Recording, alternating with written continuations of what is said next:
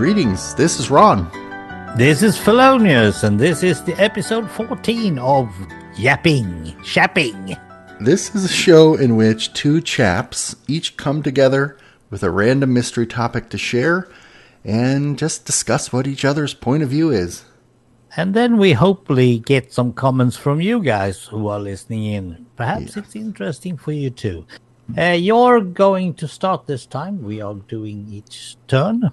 I am going to start this time, and I have a topic that is particularly meaningful to me on the day that we're recording.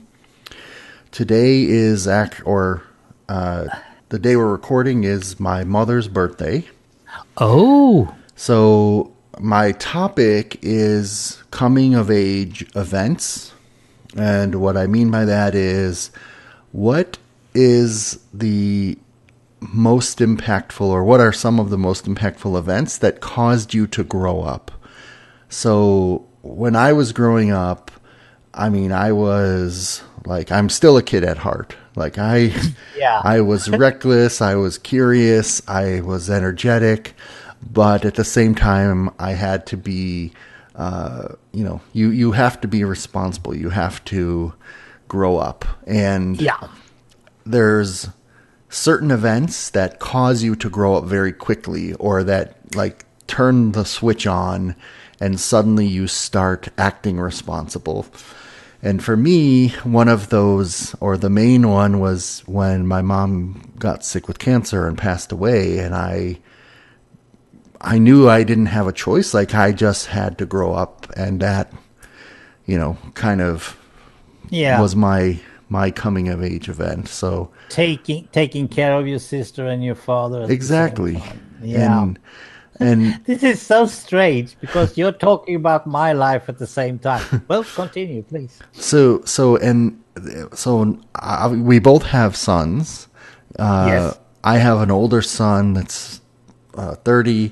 I have a son who's just turning 16, and they haven't had to face death. So for them, death has not been something that flipped the switch. Right. But so for different people, there's probably different events that, but I guess I'm curious, for you, has there anything that happened in your life that caused you to grow up, or do you see, has your son gone through something that you noticed, suddenly he's acting different, he's grown up? No, well, he's been doing his life on the side, so to speak. He's been growing up without me noticing it because I haven't been living with him since he was 5 years old. He went and came and visited me a week in the beginning and then every other weekend. And that, you can't really see how he's growing while he's doing that. But one of the points when I noticed that he had grown up was when he suddenly realized that he didn't want to come to me anymore because there are 400 yards in between us. He can come and go whenever he wants. And that was a grow up thing. But taking responsibility for anything, no. I didn't notice that. I know that he has done it, and he's 24 now, so he's taking care of his life. And I have no idea how that happened, so I just put that on his mother. She done a good work while I didn't have the chance. But for me, it was the same thing as for you, except for the strangeness of another illness. My mother had inherited a sickness called Huntington chorea. It's also called the dance sickness here in Sweden.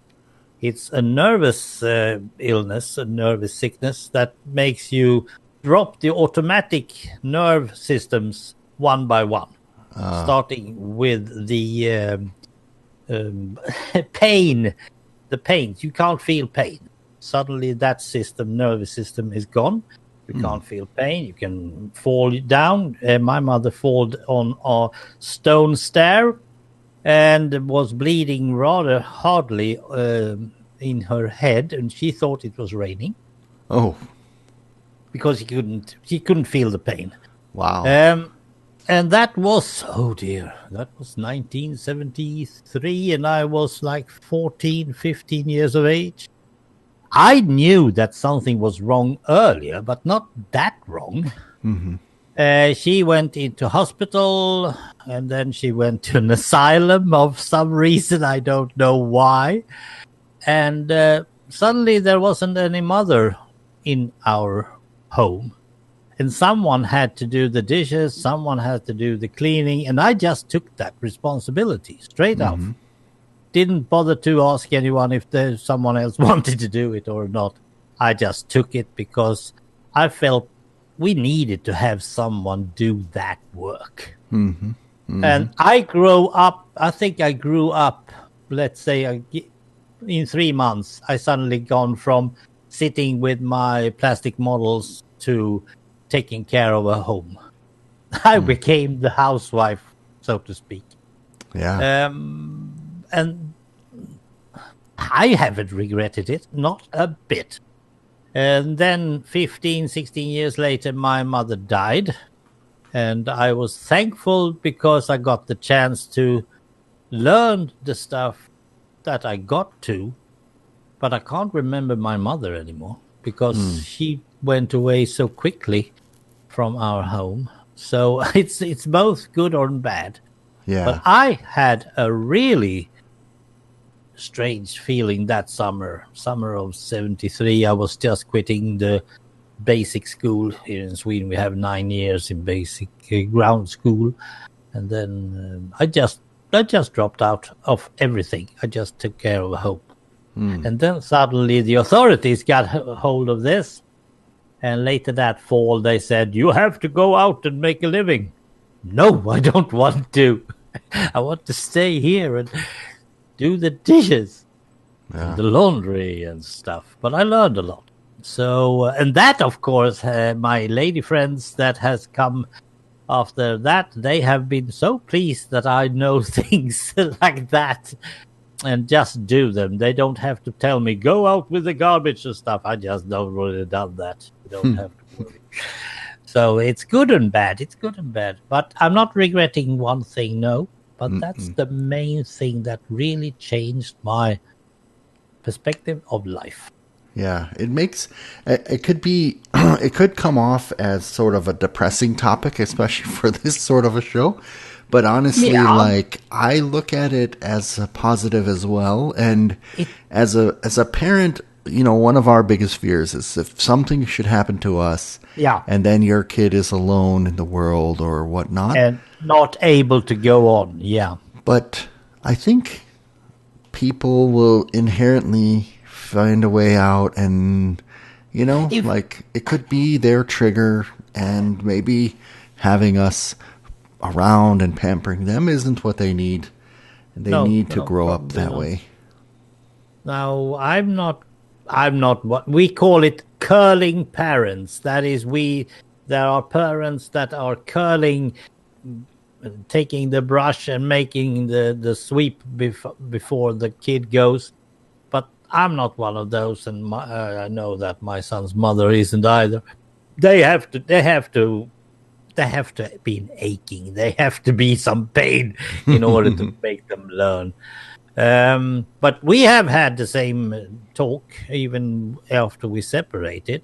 What happens if we suddenly, I'm driving a bus now, perhaps I'm going straight into a truck or something like that. Yep. I might die. What will happen? But at the moment, we are totally safe. Our son will probably just keep on living his life. Yeah. I know that he went to university and he had his own flat, so his own apartment. And even if he didn't clean it up every week, it was totally fine when I get up there and visited him and took a pizza. So I know that he can wash up, he can make his own dinner, he can clean up, he doesn't make his bed. That is the only thing that I could probably be a bit, but you hear yourself. It's no big deal. Yeah. Yep. So yeah, coming of age and obviously, my mom raised me well and miss her. Yeah, So we must say that. I think it went automatically somehow. We were listening to the right influences. When they said something, we heard it.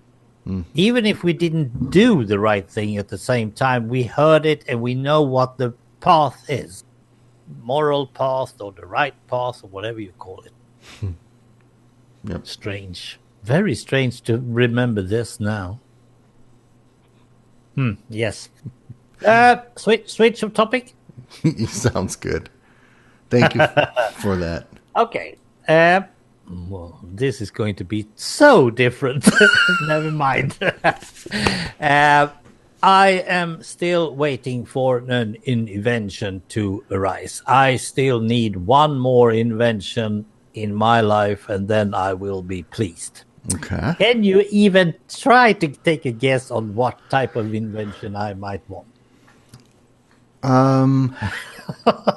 I don't. So I'm torn between what inventions I'm waiting for versus what you might be waiting for. But I'll just hazard a guess. Some sort of like food replicator or something that can. 3D. Well, you're on the right track because we are talking Star Trek.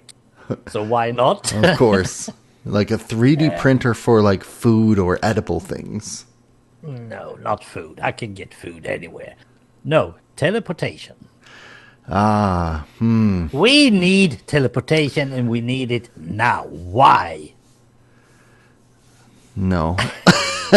You have no idea. No, well... Why would I want teleportation at this point? Well, so you can come visit me. Exactly. It's not the big deal, right? Okay. I'll let you continue a bit, but I have a big objection to this one. Yes, there are so many different things that can go wrong. But let's say that you are able to teleport your body through some sort of space somehow. There are several things that can go wrong. If we look at the Star Trek version, you beam someone down. They never said beam. I can tell you that much. They have been trying to fix that as well. They say beam me up, Scotty. No, they never say that. Yeah, they don't. The quote, beam me up, Scotty. That's just a fan-made thing. But if you're doing this, let's say that you can keep the molecules together when you arrive. Let's just for fun say that. Then you have to know exactly what that location is. So I need to have a photograph of your living room or whatever it's going to be. And I need to have the exact coordinates for that. And with the exact, I mean to the millimeter. I mean, not even your bloody inch can help me. I need millimeters. And then you have to be there. You have to be not being totally scared by me showing up. And then we have the time thing. I'm going back in time. That won't be working too well, but they have to fix that as well. So it's a big thing. But I really want that. I want teleportation. So, okay. So teleportation, if you think of Star Trek where it takes your matter, breaks it apart, and then reconstitutes it.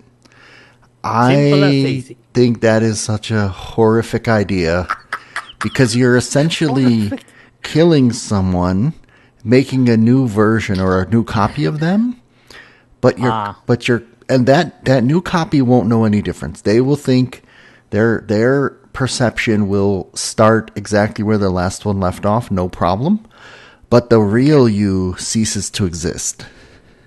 Okay. It's not like you're moving the molecules. You could basically duplicate people, make lots of clones that way, but you're not actually teleporting them. Okay. And call it a soul or just call it your consciousness, whatever it is. There's something very wrong. Like it makes my skin crawl.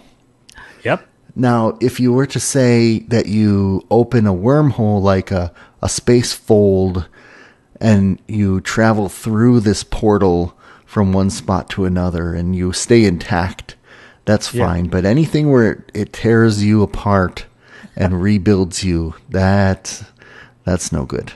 Yes, because you're thinking about the parts of us that isn't really molecules, right? Yeah, like I don't know what it is. The electrical signal that's in, the non-physical, the soul. Yeah, if you whatever will. you call it. It can even be thoughts. Yeah. So, yeah. But then we can go with, let's do Minecraft. Let's just do Minecraft. It's easier. We have nether portals. Yep.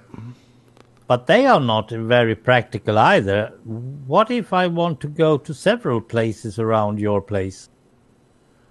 Let's say I want to go visit Jaga's mom. So you're talking about sort of going into One a portal. parallel dimension where the scale is different, and then No. going a few feet and coming out across No. the globe. I'm thinking direct approach in this case.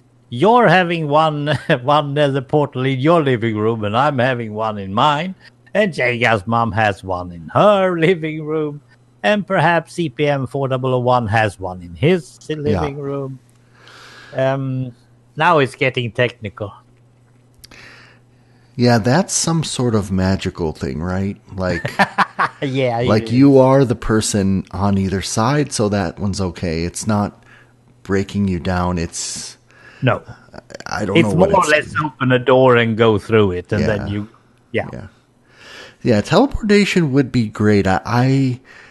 I'm sure that there are science fiction writers who put a lot of thought and psychologists into what would that capability do to our everyday life. I mean, look at how the internet and iPhones have changed things. Yeah, we are so connected. Yeah, we're so close now, but we're still not physically close. Oh yeah, that would. I mean, not even people, but teleporting goods and goods. Yeah, would be. I mean, I don't even know what the world would be like if that. No, but let's face one of the biggest issues. As long as there are people involved, something is bound to go wrong. Oh yeah. I don't know how your postal service is, but over here it's rubbish. It's totally rubbish. So if they're going to use teleportation, they will probably teleport things totally wrong. Yeah, it's not practical, but I want it still. I mean, I don't really know. I can't think of anything else that is like, and what I was saying about like food, wow, what's the word? I'm just drawing a blank. Materializers, like the ability to manipulate atoms and create or move things across distances. Like, other than that, like, what else are we missing? And like, what's after teleportation? Yes, actually, well, even before that, it's not really that much. If you're watching like Star Trek, there's not that much that we really need of what they have. They have it because they're scarce of resources, of course. So replicators are necessary for them, but we don't need it. And I guess not that I know of. I guess the limit is for teleporting that you have to have a sender and a receiver technology. Yeah. You can't just teleport from here to the moon. Somebody has to physically travel there first, build the receiver. Yeah. So, well, we'll see. It's not going to happen during my lifetime, but I still really want to see more of some science fiction technology getting done. I don't mean cell phones. Yeah, it certainly makes me think of a whole bunch of tangents. Like anytime that you're moving from point A to B, we're thinking of it relative to the surface of our planet. Yep. But when you think about our planet is hurtling through space, and a few seconds ago, and it's turning at the same time. So, like, if Yep. you think of our three-dimensional coordinates in terms of space, like, we're constantly in motion and triangulating where to teleport to, you might just end up like teleporting where you think you were going, but the Earth isn't there anymore. The Earth has moved away. You know, yeah, that is true. So, Well, it's what they say. Life is hard, but it still involves one free trip around the sun every year. yeah, that's nice. Well, I hope we get some comments about this in. Yes. It's always good to chat, and we'll see you next time. Yes, it's always. Yeah, bye. Bye.